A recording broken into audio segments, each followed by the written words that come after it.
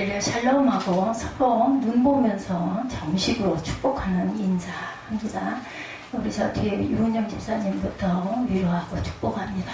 할렐루야 샬롬 샬롬 샬롬 샬롬 샬롬 샬롬. 하나님 사랑합니다. 여러분 주 안에서 사랑합니다. 오늘 높은 자리에 앉지 마라. 저는 이것을 유명 천국의 식탁 이야기 이렇게 한번 말씀을 적어봤습니다. 안식일에 예수께서 한 바리새인 지도자의 집에 떡 잡수시러 들어가시니 그들이 엿보고 있더라. 그렇죠. 7절에 청함을 받은 사람들이 높은 자리 택함을 보시고 그들에게 비유로 말씀하여 이르시되 8절입니다. 내가 누구에게나 혼인잔치에 청함을 받았을 때 높은 자리에 앉지 마라. 그렇지 않으면 너보다 더 높은 사람이 청함을 받은 경우에 너와 그를 청한 자가 와서 너더러 이 사람에게 자리를 내주라 하리니 그때 내가 부끄러워 끝자리로 가게 될 기분이 굉장히 좀 불쾌하고 머쓱하고 그렇겠죠. 이렇게 됐을 때 10절에 청함을 받았을 때 차라리 가서 끝자리에 먼저 앉아라. 그러면 너를 청한 자가 와서 너더러 버시어 올라앉으라 하리니 그때야 함께 앉은 모든 사람 앞에 영광이 있으리라. 기쁘겠죠. 무릇 자기를 높이는 자는 낮아지고 자기를 낮추는 자는 높아지리라. 하나님의 지혜를 진리를 본받으십시다. 또 자기를 청한 자에게 이르시되 내가 점심이나 저녁이나 베풀거든 벗이나 형제나 친척이나 부한 이웃을 청하지 말라. 두렵 가운데 그 사람들이 너를 도로 청하여 내게 가품이 될까 하노라. 품앗이 한다고 그러죠. 요즘에는 그래서 결혼식에도 딱 받으면 그걸 또 거기다 돌려준다 그래요. 그래서 요새 또 있는 가정에서는 아예 이런 것을 받지 않는 그런 또 풍습도 생겨났다고 합니다. 이유는 그리하면 그들이 갚을 것이 없으므로 내게 복이 되리니 그래서 우리가 베풀면 그것을 베풀으면 거꾸로 받지 않으면 하늘에 쌓인다 이런 의미로 예수께서 이렇게 말씀하신 것 같아요. 예수님에 대한 당시 사람들의 평가는 굉장히 여러 가지였습니다. 그 중에 가장 어색한 평가는 그가 먹기를 탐하고 포도주를 즐기는 사람, 예수님에 대한 평가 누가복음 7장 34절에 증거하고 있습니다. 과정된 표현이긴 하지만 당시 세례 요한이나 바리새인들 나름으로 경건하게 사는 사람들과 예수님의 태도가 달랐던 것만은 분명합니다. 예수님은 모든 사람들이 편견 없이 대하면서 함께 먹고 마시는 일상을 통해서 사람들에게 하나님의 나라를 아주 자연스럽게 행함으로 전하신 분이죠. 그래서 이제 예수님의 가르침에는 잔치나 먹는 이야기가 상당히 많이 나옵니다. 누가복음 14장에는 이와 관련해서 세 가지 이야기가 연속적으로 나오죠. 세 이야기가 다 사람들이 함께 모여 먹는 식탁을 주제로 하고 있습니다. 그래서 제가 천국 식탁 이야기다 아까 말씀드렸죠. 첫 번째에서 세 번째에 진행되면서 메시지의 강도가 점점 강해집니다. 오늘 설교 본문은 첫째 이야기와 둘째 이야기에 해당되죠. 일단 두 이야기를 한번 따라가면서 살펴봅니다. 14장 7절에서 11절 말씀입니다. 높은 자리와 낮은 자리가 나오죠. 예수님은 어느 바리새인의 집에 식사 초대를 받았어요. 거기 함께 모인 바리새인들은 서로 식탁의 상석에 앉으려고 하죠. 상석은 주인 자리에 가까운 곳입니다. 그런 자리에 앉으면 내가 좀 으쓱, 내가 가장 그 주인하고 가까운 것 같은 그런 그 어떤 그 뭐라 그래야 되나요? 자긍심 같은 걸 느낍니다. 그래서 우리 보면 지방회 같은 모임도 보면은 그 지방의 원로님들이라고 하나요? 일찍 회장님을 하시고 임원분들이시죠. 그런 분들은 또 그분들끼리 이렇게 앉아요. 거기까지 맨 상석이 되죠. 그리고 다음으로 쭉 목사님들이 앉는데 어떻게 해서 잘못해서 그 사이에 좀 끼어왔다 보면 굉장히 불편함을 느꼈던 경험이 저도 있습니다. 예수님은 그런 모습을 보고 충고하셔요. 오늘 혼인잔치에 초청받았을 때 상석에 앉지 않도록 하라. 주제 파악을 못하고 어떻게 하다 보니까 그냥 앉았는데 그 자리가 그냥 상석이 되다 보면 제가 경험한 것처럼 아주 불편한 그러한 자리. 그렇다고 또 거기서 얼른 나와가지고 저 끝으로 가서 앉자니 그렇고 그냥 엉겁결에 앉다 보면 그래서 굉장히 그 머쓱한 것처럼 예수님도 더 높은 사람이 와가지고 자리를 내어줄 때는 또 얼마나 마음이 불편하겠느냐는 거죠. 어떻게 보면 상처를 받기도 합니다. 청와대 영빈관에서 벌어지는 만찬이 있을 때 의전에 따라서 자리가 배열된다고 해보면 딱 명패가 붙어 있으니까 이름대로 앉으면 되겠죠. 서열이 낮은 사람은 높은 자리에 앉을 수가 없고 실수로 앉았다면 물러나야 돼. 그 자리에 앉으면 안 돼요. 그죠? 그래서 10절에 청함을 받았을 때 차라리 가서 끝자리에 앉으라. 그러면 너를 청한 자가 와서 떠들어 버시어 올라앉으라 하리니 그때에 함께 앉은 모든 사람 앞에서 영광이 있으리라. 그냥 말석에 가서 이렇게 앉아있으면 왜 거기 앉아 계십니까? 의원님 이쪽으로 오십시오. 그래서 앞자리로 다 갖다 해서 앉혀드리면 얼마나 그죠? 기쁘겠느냐는 거죠.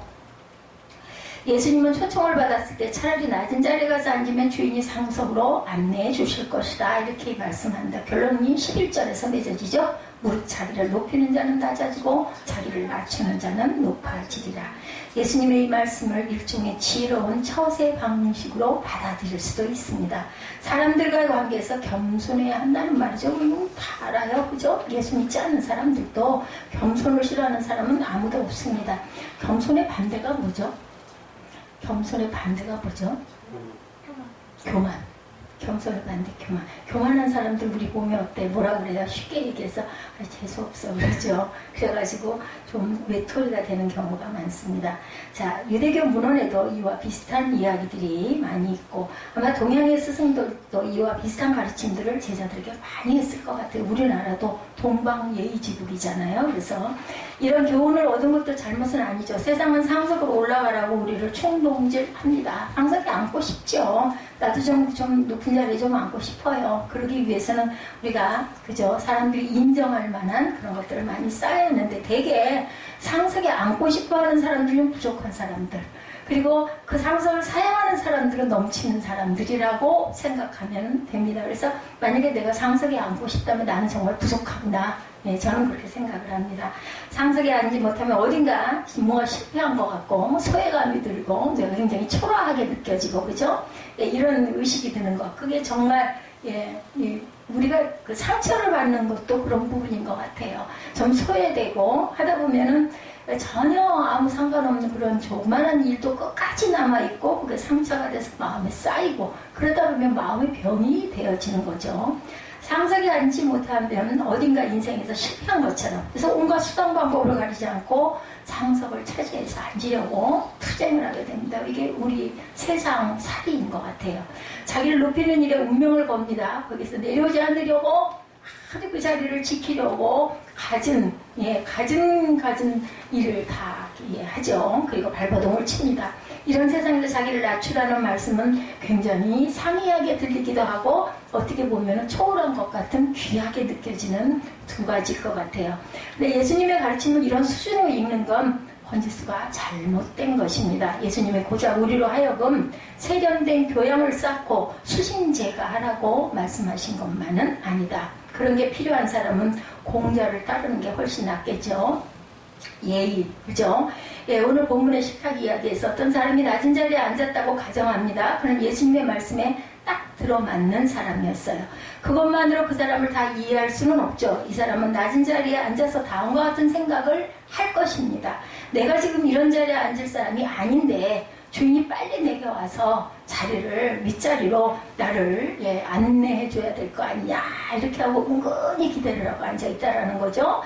저 상석에 앉아있는 사람은 나보다 서열이 훨씬 낮고 그리고 인격적으로도 형편없는 사람이야. 나는 지금 제대로 대접을 받고 있지 못해. 그러면 어떻겠어요? 그죠? 기분이 나쁘겠죠. 근데 만약에 아무도 알아주지를 않으면 낮은 자리에 앉아가지고 엄청나게 상처를 받을 거고 그 자리가 정말 싫은 자리, 빨리 뜨고 싶은 자리가 될 겁니다. 이 사람은 낮은 자리에 앉긴 했지만 실제로는 높은 자리에 버티고 있는 사람이나 마찬가지의 마음. 근데 아무도 알아주질 않아. 아무도 이쪽으로 오셔요 얘기를 하질 않아. 그러면 아주 굉장히 상처가 클 거예요. 예수님의 가르침을 세련된 처세술로 읽으면 안 된다는 뜻이요. 그것보다 훨씬 근원적인 그러한 깊이를 가지고 있습니다. 인간의 삶과 운명은 하나님과의 관계에서 결정된다라는 것이 답입니다. 하나님과의 관계가 무슨 뜻인지 우리 한번 생각해 보십시다. 세상에서는 자기를 높이는 자가 무조건 낮아지는 것도 아니고 자기를 낮추는 자가 반드시 높아지는 것도 아닙니다. 그럴 수도 있고 아닐 수도 있어요. 너무너무 바쁘다 보니까 하석에 앉아있는 사람을 미처 챙기지 못하는 본의 아니게 이런 일들도 일어나죠.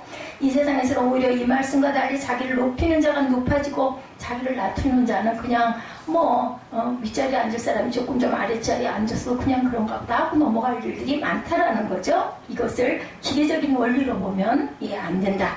하나님을 믿는 사람들은 높은 자리와 낮은 자리라는 개념 자체를 벗어나서 세상을 바라봅니다. 비유적으로 유치원 아이들이 소꿉놀이를 하고 있습니다. 각자의 역할을 합니다. 엄마, 아빠, 여러분들 해보셨죠? 언니, 동생, 가정부 주인, 저도 소꿉놀이를 꽤 많이 했어요.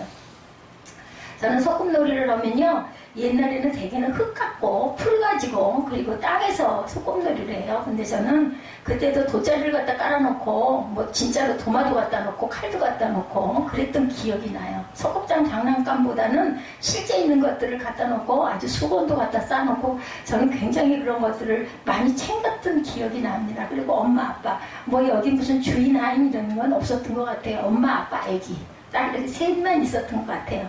소꿉놀이에서는 이런 역할과 자리의 의미가 있지만 소꿉놀이를 떠나서는 아무런 의미가 없죠.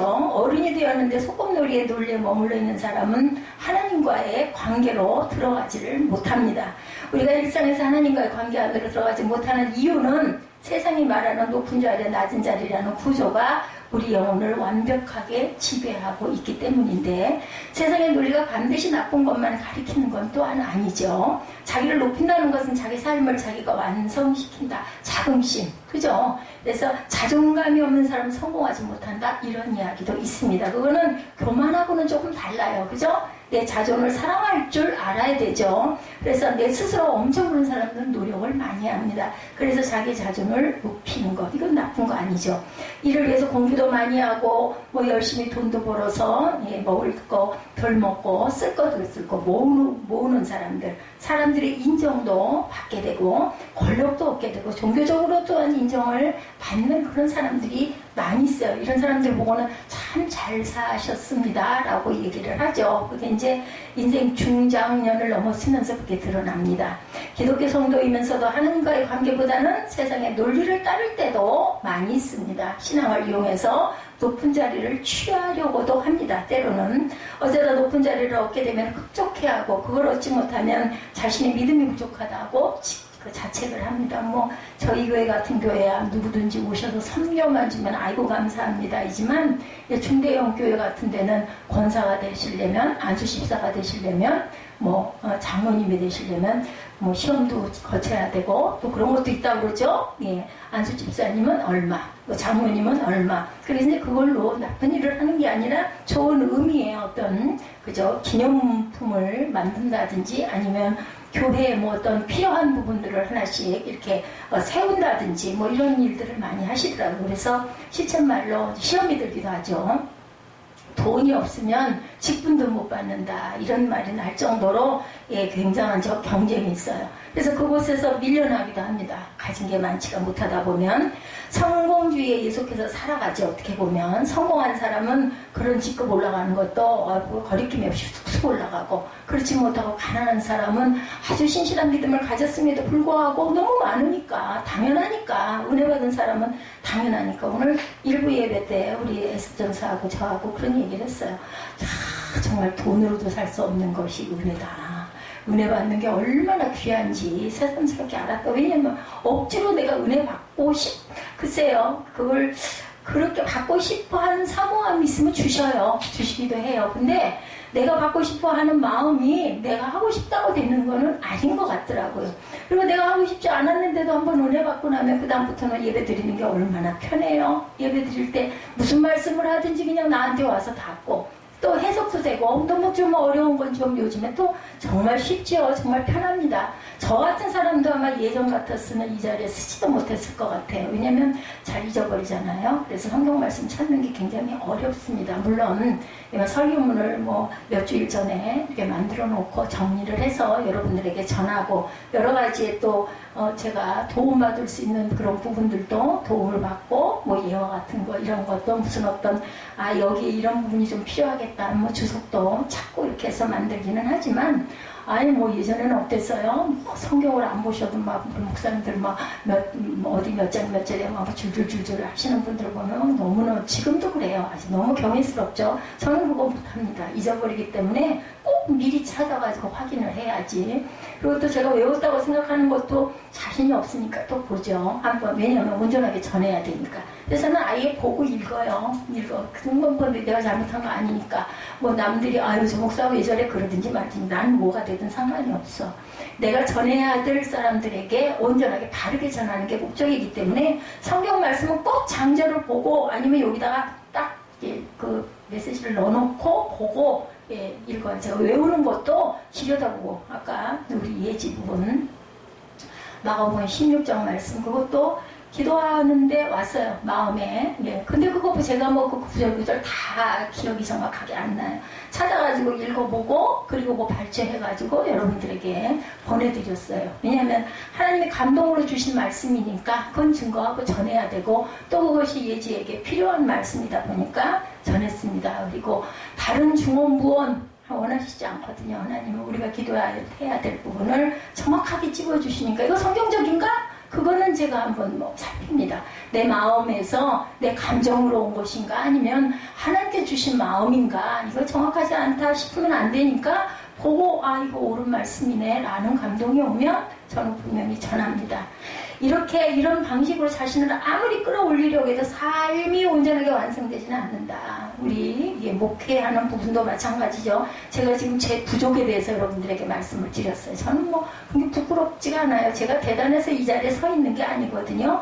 하나님이 이렇게라도 죄를 세워놔야 천국을 좀 바라보겠구나. 워낙 부족하고 못돼가지고. 그러니까 못돼요. 사람이 2명이든 3명이든 1명이든 아니면 혼자든 뭐 새벽 예배 혼자 드릴 때는 너무 많죠. 그렇더라도 제가 제 입으로 고백을 하다 보면 은혜가 느껴지고 깨달음이 오고 그래서 우리 평소에 하지 않던 욥기 같은 잠언 같은 시편 같은 이런 부분의 설교 아무도 듣지 않지만 또 타이밍을 이제 동영상으로 뭐 누가 얼마나 보겠습니까? 제 유명한 사람도 아닌데 그러든 말든 저는 정식으로 그렇게 해야 제가 긴장이 풀어지지 않을 것 같아서 하면서 제가 은혜 받아요. 깨달음을 갖게 됩니다. 이거 위해서 하나님이 죄를 저 자리에 세워놔야 온전하게 나이 들어서 나에게 올 때까지 열심히 훈련하다 와야 되겠다. 이런 부족을 느끼셔서 저를 이 자리에 세워놓으셨고 제가 태어나서 제일 잘한 게 할머니 치마꼬리 붙들고 5살 땐가 4살 땐가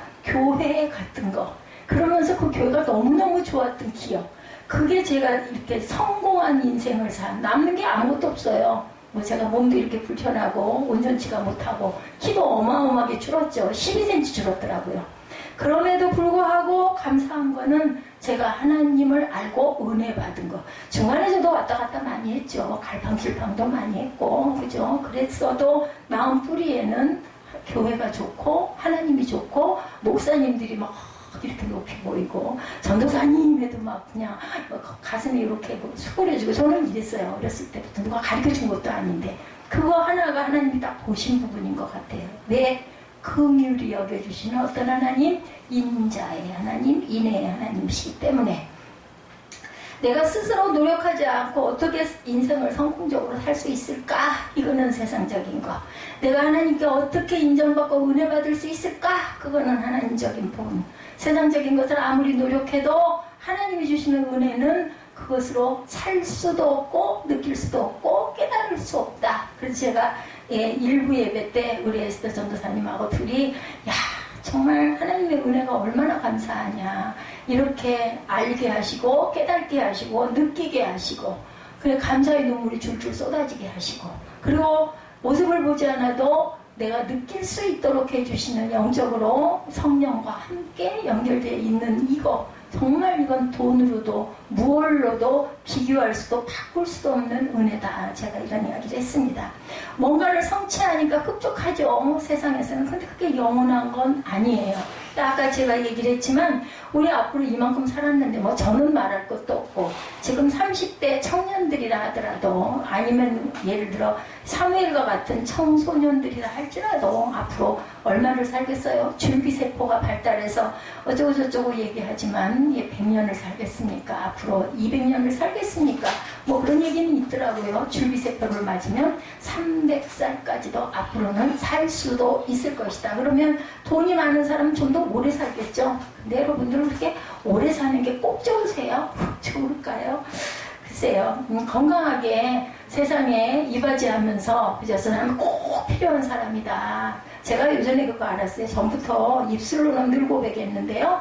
페니실린 606이라는 것이 그냥 이름으로 저는 알았거든요. 정말 최초로 그죠? 그 박테리아의 균이 우리에게 들어와가지고 그것으로 인해서 면역력이 생겨가지고 병을 막는, 아주 옛날에는 무조건 페니실린 한 방만 맞으면 웬만한 거 다 나았다 이렇게 할 정도로 아주 유명해요. 프레물린인가요? 이분이 이걸 했는데 606이라는 뜻이 606번째 성공했대요. 605번까지 실패하다가 606에 성공을 해서 이름이 606이 됐다고 합니다. 그래서 그렇구나. 에디슨만 발명한 에디슨이 10,000번을 뭐 실패해가지고 뭐 11,000번째인가 뭐 1,001번째인가 어머 대단해 기가 막혀 했는데 이 페니실린 발명하는 것도 이랬구나. 어렸을 때 들은 기억이 페니실린 606 그건 아주 굉장한 생명을 살릴 수도 있는 그런 약으로 저는 알았거든요. 주사약이죠. 자, 우리의 삶에 이러한 일들을 이루는 대단한 성실하는 사람들은 좀 오래 살면 이바지가 되겠죠, 나라에. 그죠? 그런데 영원이라는 건 없다는 거예요. 근데 우리는 어떻게 해야 되나? 아까 그 일부 예배 때 그런 말씀을 나눴어요. 데살로니가 전서 4장 말씀을 가지고 나누면서 우리는 죽어도 무슨 수를 써서라도 영생의 생명에 들어가는 걸 절대로 놓지 말고 포기하지 말자. 뭐 당연한 얘기죠. 그런데도 삐끗 잘못하면 이렇게 사단인 마귀가 우리를 우는 사자와 같이 산길자를 찾고 다니니 여기서 우리가 정말 긴장하고 살아가야 되겠다. 그리고 배우자를 위해서 가족을 위해서 기도해야 되겠다.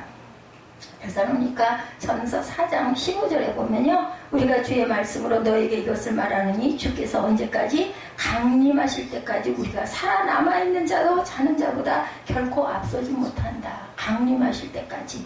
그 다음 절에도 또 그렇게 말씀하고 있죠. 16절에도 하늘로부터 강림하시는 그리스도 그 예수를 우리가 만나야 되지 않을까. 두 번의 부활이 있어요. 그죠? 내가 살아서 내 생명이 다해서 죽어서 부활하는 경우, 아니면 세상이 끝날이 돼서 마지막 때 예수께서 오심으로 인해서 죽은 자가 살아 일어나는 그런 그 부활이 오는 경우, 어찌됐든 간에 우리는 끝까지 믿음을 지켜야 되겠다. 그러기 위해서는 우리는 정말 깨어 있어야 되겠다. 이렇게 제 일부 예배 때 내용이긴 합니다만은 오늘 이 식탁 이야기에도 해당이 되기 때문에 말씀을 드립니다. 한 병에 50만 원짜리 포도주를 마시는 사람과 10,000원짜리 포도주, 뭐 요즘에 술이 얼마인지 저는 모르겠어요. 그죠? 소주 한 병이 얼마인지는 모르겠는데 어쨌든 뭐 10,000원이라고 치고 50만 원짜리와 10,000원짜리를 마시는 사람이 있어요. 두 사람이. 그죠? 50대 1이네요. 돈의 차이만 보면 상대가 되지 않지만 포도주를 마신다는 자체로만 보면 똑같은 포도주. 뭐 50만 원짜리 뿐만이 아니라 500만 원짜리 포도주도 있을 거요 아마. 그렇게 500대 1이 될 수도 있어요. 50만 원짜리를 마시면서 실매졌거나 자기도 죄에 빠질 수도 있고 10,000원짜리를 먹으면서 포도주 자체와 일치가 될 수도 있어요. 기쁨이 될 수 있는 거죠. 그러니까 금액이, 향기가 문제가 아니라는 거예요. 향과 액체가 입안을 적시는 느낌과 목을 통해서 넘어가는 순간을 더 좋은 포도주 500만 원짜리, 5천만 원짜리를 마시면 느낄 수는 있을지 모르지만 아무리 낮은 자리를 하더라도 삶 자체를 누리는 사람이 있고 높은 자리를 하더라도 삶을 소비하는 사람이 있다라는 것을 우리가 생각해 볼 수가 있다라는 거죠. 그리고 베풀고 보상을 할 줄 알아야 되겠다. 오늘 누가 보면 14장 12절에서 14절입니다. 자, 예수님은 12절에서 자기를 식사에 청한 사람이 듣기에 민망한 말씀을 하죠. 내가 점심이나 저녁이나 베풀거든 벗이나 형제나 친척이나 부한 이웃을 청하지 말아라. 두렵건대 그 사람이 너를 도로 청하여 내게 가품이 될까 하노라. 여기서 13절에서 잔치를 베풀려면 가난한 자들과 몸이 불편한 자들을 대상으로 하라고 말씀을 합니다. 보통 우리는 기브앤테이크 이거 좋아하죠. 아까도 제가 결혼식장 얘기를 말씀했어요. 내가 깔아놓은 게 얼만데 걷어야 되잖아. 빨리 아들과 딸을 시집장가를 잘 보내가지고 내가 깔아놓은 것만큼 걷어와야 돼. 이렇게 얘기를 하는데 예수님은 방법이 다르죠. 자, 단예를 전제로 대접을 해요. 적게 주고 많이 받는 방법을 또한 머리를 씁니다. 어떻게 하면 내가 조금만 심고 나중에 받을 때는 많이 받을 수 있을까? 뇌물이 대표적이죠. 우리나라 사법계에 막강한 힘으로 작동되는 정관호에도 서로 이해타산의 근거에서 주고받는 원리라고 합니다. 우리나라에는 끼리끼리 대접하고 대접받는 이런 굉장한 관행이 굉장히 심하다고 그래요. 우리는 거기에 속하지도 못하니까 크게 그런 것을 신경을 쓰지 않지만 오죽하면 김영란법을 입법화할 지경, 이 김영란법이라는 게 뭡니까? 김영란법. 예수님이 이 말씀이 마음을 통하는 사람들끼리 식사 모임 자체를 그리고 인간관계 자체를 부정한 것이 아니고 초기 기독교 당시에 쿰란 공동체에 속한 이들은 세상과의 관계를 완전히 단절한 채 자기들끼리 모여있죠. 그래서 이스라엘 성지를 가면 거기를 꼭 들린다 그래요. 쿰란 거기를 들어가면은 지하 16층 지금은 거기까지밖에 못 간다죠. 그 더 아래 20층 30층까지도 있다고 그래요. 근데 위험하기 때문에 일단 이렇게 지정을 해놨다고 합니다. 초기 기독교 당시의 쿰란 공동체 유명하죠. 예수님의 이 말씀은 마음을 통하는 사람끼리 식사 모임 자체를 그리고 인간관계 자체를 부정한 것은 분명히 아니라는 것. 대접하고 대접받는 일들이 이들에게는 일어날 수가 없었어요. 쿰란 공동체에 있는 그런 사람들은 세상하고 단절을 했기 때문에. 그렇죠. 시장바닥에서 사람들과 어울려 지냈던 예수님의 말씀을 그렇게 극단적으로 받아들일 수가 없는 거죠. 그렇다면 보상을 기대지 않고 순수한 마음으로 베풀면서 살라는 충고일까? 이런 수준의 말씀은 당시 괜찮은 지혜교사들 누구에게나 들을 만한 말입니다. 우리나라 어른들 중에도 진실하게 살려는 사람들은 이런 마음으로 살았다고 그래요. 우리나라도 아주 동방예의주국이에요. 근데 가난한 자들이나 헐벗은 자에게 그냥 나눠주는, 우리나라도 그거 있죠. 볕단 이삭이라고 하나요? 이거 이렇게 뿌려놓는 일들이 있어요. 부자들의 밥 보면. 그래서 그거 주워다 먹고. 저 어렸을 때는 그런 사람들이 굉장히 많았습니다. 우리나라 어른들 중에도 이런 사람들, 이런 마음을 가진 사람들, 높은 사람들에게 연주를 대기 위해서 기웃거리지 않고 동네에 가난한 사람을 돕는 이런 유교적인 사상이기도 하죠. 이런 삶의 태도는 아무리 강조해도 틀린 거 아니고 지나치지 않습니다. 그런데 예수님의 가르침은 삶의 더 깊은 곳으로 들어갑니다. 14절 말씀. 그리하면 그들이 갚을 것이 없으므로 내게 복이 되리니 이는 의인들의 부활 시에 내가 갚음을 받겠습니다. 결국은 천국에 쌓는 것이 될 것이다. 그러니까 세상에서 너무 칭찬을 많이 받고 너무나 칭송을 받으면 하늘에 쌓인 것이 없다. 이런 이야기가 말씀에도 있죠. 그들이 갚을 것이 없으므로 내게 복이 된다. 아주 강한 말씀을 하고 계십니다. 사람들은 갚을 것이 있는 사람들만을 골라서 관계를 맺으려고 하는데 예수님은 반대예요. 갚을 게 없는 사람들을 청해야 천국에 쌓이지 않겠느냐. 그거는 천국 이야기예요. 그죠? 예수님은 베풀음에 대한 보상을 전혀 다른 차원으로 돌립니다. 의인들의 부활 시에 보상을 받는다라고 말씀하죠. 부활을 말씀합니다. 종말에 하나님의 방식으로 갚아준다라는 의미. 여러분들은 어떤 것을 선택하고 싶으십니까? 너무 세상에 살면서 소원만 잔뜩 났어. 절대 억울해하지 말아야 될 것은 하늘의 상급이 있다는 것을 믿고 가시라는 거죠. 이 말씀에 여러분들 동의하십니까? 아멘. 저는 아멘입니다. 이 말씀대로 사랑할 수가 있을까? 가끔은 너무 손해스러워. 뭐야, 나는 맨날 희생만 하고 나는 억울하기만 하고 그러다 보니 무슨 말이 나와요? 하나님은 아셔. 소리가 나오죠? 제가 늘 듣고 쓰던 말인데 에스더 누나님이 그 얘기를 하신다고 그래가지고 어저께 배를 잡고 웃었어요. 하나님은 아셔. 소리에서 방법이 없잖아요. 증거가 없으니까. 근데 하나님은 아실 거 아니에요? 이 뒤에 붙어있죠? 호람되어 하나님. 하나님께서 보십니다. 아십니다. 그렇죠? 경제 논리로만 돌아가는 세상은 그렇다 치고 하나님을 믿는 교회도 크게 다르지 않은 세상. 제가 아까 말씀드렸죠. 모든 교회가 다 그렇지는 않겠지만 그런 설들이 있죠. 지금은 어떤지 모르겠어요.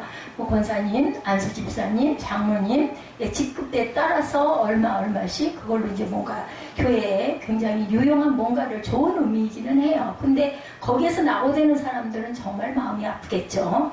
믿음 생활한 것만큼 하나님이 당장 보장해 줄 거를 기대합니다. 그런데 하나님의 나라는 결코 그렇지는 않다. 말로는 천국 소망에 모든 걸 건다고 하지만 실제로는 지금 범사에 잘 되기를 다들 바라죠. 교회 봉사생활에서도 다른 성도들에게 인정받고 싶어하는 게 인지상정입니다. 뭐 하나를 좀 착한 일을 했어. 저도 기억나요. 그래놓고 나면 누가 좀 칭찬해 주기를 바라고 칭찬을 해주면 흐뭇하고 아이고 별 말씀을 다 하십니다. 하나님이 하셨죠. 하나님의 은혜입니다 하면서도 뿌듯한데 뭘 좀 했는데 아무도 몰라. 아무도 그 인사를 안 해. 그러면 좀 마음이 썰렁하죠. 계속 하고 싶은 마음이 없어져 버리기도 합니다. 그래서 봉사는 은혜를 많이 받은 사람이 봉사를 해야 시험에 들지 않는다 이런 이야기가 있어요. 한두 번은 해요. 근데 그거 계속 하게 되면 왜 나만 해야 돼? 이 소리가 나는 거죠. 은혜 받지 못한 사람. 그런 분에게는 결국 그런 일은 시키지 않는 게 그분에게 은혜가 되는 거죠. 시험을 받으면 안 되니까. 그나마 나오던 교회도 안 나오게 되니까. 자, 우리의 모습 인정받지 못하는 상황이 오히려 복되다는 말과 과연 현실성이 있을까? 어떤 종교적인 덕담에 불과한 건 아닐까? 하늘나라에 쌓인다. 정말 너무너무 좀 뭐라고 그래야 되나 확실성이 없고 눈에 보이는 게 아니다 보니까 내가 이걸 계속할 수 있을까라는 마음이 든다는 거죠. 자, 우리 인생의 보상은 하나님에 의해서 결정되는다는 사실, 그게 바로 정답입니다. 이런 대답만 듣고도 그렇지 맞아 하는 분들이 있고 옳은 말씀이기는 한데 실감하기는 어렵네 하는 분들도 아마 계실 거예요. 하나님의 보상이라는 말을 무슨 뜻인지 깊이 여러분들 생각하시기 바랍니다. 우리는 세상에서 얻은 지식과 경험에 묶여있기 때문에 이런 사태의 깊이로 들어가지를 못하기 쉽습니다. 우선 사람들로부터 받은 보상이라는 것을 생각해 봅니다. 대개의 경우는 형식적입니다. 서로 이해타산에 의해서 주고받고 인사도 그냥 치레예요. 아이고 안녕하십니까. 어휴 오랜만에 뵙습니다. 어휴 신수가 환해지셨습니다. 더 멋져지셨습니다. 인사잖아요. 이거 그거 갖고 막 굉장히 그걸 좋아하는 사람은 아마 별로 없을 거예요. 인사니까 좋은 말 하는 거죠. 인사죠. 자, 그런 방식으로 자기 삶의 영역을 확대해 갑니다. 그것으로 여러분들이 만족할 수 없다는 사실은 분명하죠. 만족스럽다고 해도 잠시이고 더 큰 만족을 구하면서 굉장히 방황을 하게 됩니다. 그런 걸 우리는 인생살이다. 인생살이 하려면 이런 것도 필요하고 저런 것도 필요하고 관계가 좋아야 돼. 이런 이야기 우리 많이 합니다. 그런 방식 외에는 우리가 알고 있는 게 없어서 그렇게 살고 있습니다. 대부분의 사람들은 관계를 아주 소중하게 여깁니다. 필요합니다. 관계가. 그게 나쁘다는 얘기는 아니에요. 의인들의 부활이 무엇을 가리키는지 실질적으로 느끼는 사람들은 예수님의 말씀을 아멘으로 받아들일 수가 있죠. 왜냐하면 부활, 즉 하나님의 생명에 참여하는 것보다 더 큰 보상이 없다는 것을 알고 있기 때문에 아까 제가 무리에스 전사님하고 은혜, 하나님의 주신 감동, 그것이 정말 돈으로도 살 수 없는 귀한 것이다라고 얘기했던 일치된 마음 이런 거예요. 뭐 은혜 받은 사람하고 안 받은 사람하고 뭐 다르겠어요? 뭐 하나님이 막 위에서 막 물질을 막 쏟아주는 것도 아니고 내가 공부를 안 했는데도 시험을 막 잘 보게 해주시는 일은 없어요. 노력할 건 다 노력해야 돼요. 근데도 은혜 받은 사람은 뭐가 다를까요? 힘이 나죠. 목표가 막 뚜렷하죠. 열심을 다하죠. 근데 그렇지 못한 사람은 내가 이걸 해서 뭐해 이런 생각을 하게 되는 거죠. 예. 지금까지 설명한 예수님의 비유가 무엇을 가리키는지 우리 정확하게 알려면 이 비유가 누구를 향한 것인지 생각해야 됩니다. 대상은 바리새인들이었어요. 누가복음 14장 15장은 전체적으로 예수님의 말씀과 행동을 불편하게 여기던 바리새인들을 향한 것입니다. 예수님께서 말씀하신 게 바리새인들은 자신들이 하나님 나라에 가장 가까이 간 사람들이라고 생각하죠. 나는 유대인이야. 나는 선민이야. 선택된 민족이야. 나에게만 하나님께서 특별히 은혜를 내리셔. 이런 생각을 많이 하고 사는 사람들. 실제로 그들은 당시에 많은 사람들이 존경을 받기도 했습니다. 좋은 점이 많은 사람들인 것도 분명합니다. 그리고 뭐 성경을 줄줄 어려서부터 모세오경을 꼬마 때부터 밥상머리 외우는 애기들 돌만 지나면은 그저 앉혀가지고 그래서 외워서 뭐 그냥 모세오경을 줄줄 외운다고 그러죠. 그래서 이렇게 석학들이 많이 나온다고 그래요. 그러나 예수님이 보시기 그들은 하나님 나라와는 거리가 먼 것. 누가복음 14장 15절에서 24절에 나오는 잔치 이야기는 예수님이 14장에서 말씀하신 세 가지 연속 이야기에 속한다고 아까 처음에 초두에 말씀드렸어요. 어떤 사람이 잔치를 베풀고 미리 초청장을 보냈던 사람들을 데리러 종을 보냈지만 그들은 각자의 핑계를 대고 잔치에 오기를 거절합니다. 우리 찬양 많이 했었죠, 예전에. 그죠? 나는 바빠서, 나는 잔치집에 가야 되고, 나는 결혼하는데 거기 가야 되고, 그래서 내가 못 가고 소리를 하죠. 각자 핑계가 이유가 다 있어요. 없지 않아요. 주인은 종들을 거리로 보내서 가난한 자들과 장애인들을 잔치에 들어오게 합니다. 바리새인들은 겉으로는 하나님 나라에 가까운 사람처럼 보이지만 실제로는 거리가 먼 사람들이라는 거죠. 하나님에게 관심이 없어요. 그게 이상하죠. 하나님을 가장 잘 믿는다고 자처하는 사람들이 오히려 천국 식탁의 초대를 거절하는 핑계를 대고 있습니다. 하나님과의 관계에 집중하면서 사람이 아니라 하나님으로부터의 보상에만 마음을 둔다는 게 구체적인 어떤 삶을 가리키는 것일까? 그걸 어떻게 확인할 수 있을까? 어려운 질문입니다. 아무도 그걸 눈으로 보이게 대답할 수는 없어요. 대충 알고 있는 대답만 교회 생활에 충실하면서 세상살이에서도 모범이 되는 것. 그런데 이런 건 바리새인의 경우에서 보듯이 직접적인 대답이 될 수가 없어요. 기도하고 싶은 마음이 드는지, 사랑으로 사람들을 대하고 있는지, 세상의 정의와 평화를 위해 투쟁하는지를 보면 안 된다, 보면 된다고 말할 수도 있는데, 그런 것도 직접적인 대답은 될 수 없습니다. 그러니까 예지를 기도해 주면서 제가 마음으로 회개를 했어요. 내가 사랑으로 얘를 양육을 했더라면 얘가 누구보다도 나를 더 따를 그런 아이인데 내가 사랑으로 하지를 못하고 하나의 뭐라 그래야 되나, 옳고 바른 것만 추구하다 보니까 내 마음에 상처를 준 부분이 있고 딱딱한, 그죠? 사랑이 정이 느껴지지 않는 그러한 사람이 돼버렸겠다라는 생각을 하고, 내가 정말 많이 부족한 목회자다 이런 생각을 하고 회개를 했습니다. 정의와 평화를 위해서 투쟁하면서도 여전히 교만하고 사랑을 실천하면서도 자기 자신에게만 흡족해야 하는 게 사람이다. 그러니까 나는 옳고 바르게 얘를 교육시키는 잘못된 부분은 지적도 하고 야단도 치고 했는데 얘 마음에는 상처로 쌓일 수도 있다라는 거죠. 도대체 하나님과의 관계에 집중하고 있는지 아닌지를 어떻게 알 수 있을까? 이 질문에 여러분들은 뭐라고 대답하시겠습니까? 예, 제 입장에서 죽음을 기억하는 것, 우리 예전에 제가 이 설교에 이런 말씀 많이 했죠? 메멘토 모리, 마지막 때를 기억하라. 매 순간 죽음을 기억할 수 있다면 그는 하나님과의 관계에 중심을 두는 사람입니다. 저는 오늘 일을, 내일 일을 알지 못해요. 정말로. 예, 정말 그렇습니다. 저는 어떻게 될지 모릅니다. 마지막 날일 수도 있을 거다라는 생각이에요. 제 배우자가 저보고 예전에 그 좋아했던 바닷가를 한번 가자라는 그 제의를 하더라고요. 그때 제게 딱 번뜩 든 생각이, 내가 몸이 이렇게 시원찮으니까 마지막으로 거기 언제 가게 될지 못 가게 될지도 모르니까 한번 갔다 올래? 라고 얘기하는 건 아닐까? 마음이 좀 서늘해지더라고요. 그 서늘함이 과연 뭘까를 생각해 봤어요. 삶에 아직도 남아있는 어떤 끄적거릴까? 세상이 너무너무 힘들다, 빨랑 가고 싶다라고 하면서도 막상 내 마지막이 얼마 안 남고 하루 내일일지 모레일지 모른다라는 생각이 배우자에게도 들기 때문에 이런 얘기를, 지금 그렇게 여유 있는 상황이 아닌데, 그죠? 일단 움직였다 하면은 현실적으로 돈이 들어가죠. 시간도 들어가고 이런 마음이 들더라는 거죠.